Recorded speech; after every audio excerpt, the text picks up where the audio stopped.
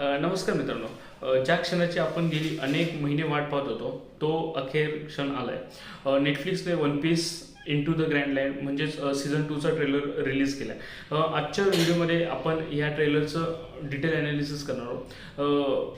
काय खास आहे, कोणते नवीन चेहरे दिसणार आहेत हे आपण जाणून घेऊया. सर्वात महत्त्वाची गोष्ट म्हणजे की सीझन 2 10 मार्च 2026ला रिलीज होतं. आता या सीझनचं नाव इंटू द ग्रँड लाईन आहे. आता ट्रेलरमध्ये आपण पाहू शकता की लुफी आणि त्याची जी टीम आहे आता खऱ्या अर्थाने धोक्याच्या समुद्रात शिरली. या ट्रेलरचा हिरो खरं तर बार्बिक वर्क ही गुप्त संघटना आहे.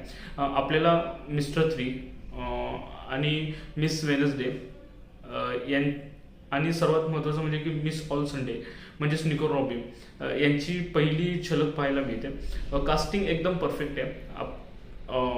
आपला लाडका डॉक्टर टॉनी चॉपर जरी ट्रेलरमध्ये तो थोडाच दिसला तरी त्याची डिझाईन खूप गोंडस आहे. CGI खूप उत्तम आहे हे यावरनं दिसून येतं.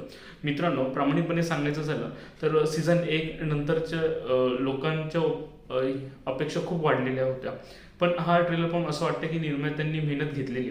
ॲक्शन सीन्स आधीपेक्षा जास्त भव्य वाटतात, विशेषतः लॉंग टॉन आणि ड्रम आयलँडचे जे सेट्स खूप रिअल वाटतात. ॲनिमेचे फॅन्स असल्यामुळे आपल्याला भीती असते की लाईव्ह ॲक्शनमध्ये थोडंसं खराब किंवा माती खाल्लेली असतात, पण यावर त्यांनी स्वतः लक्ष ठेवून हा ट्रेलर बघताना असं जाणवतं की याच्यावर त्यांनी खूप बारीकरित्या काम केलं. काही गोष्टी अजूनही गुलदस्त्यात आहेत, जसं की क्रोकोडाईलचा चेहरा पूर्णपणे दाखवलेला नाही आहे, जो की कदाचित मोठं सरप्राईज असू शकतो. तसंच ह्या सीझनमध्ये अलाबस्ता आर्कीचा मोठा भाग असेल की नाही याबाबत अजूनही थोडीशी सौशंकता आहे. मित्रांनो, जर मला तुम्ही विचाराल तर मला हा ट्रेलर खूप आवडला. तुमची प्रतिक्रिया काय? निको रॉबिन आणि चॉपरचं कास्टिंग कसं वाटलं हे मला कमेंटमध्ये नक्की सांगा. धन्यवाद.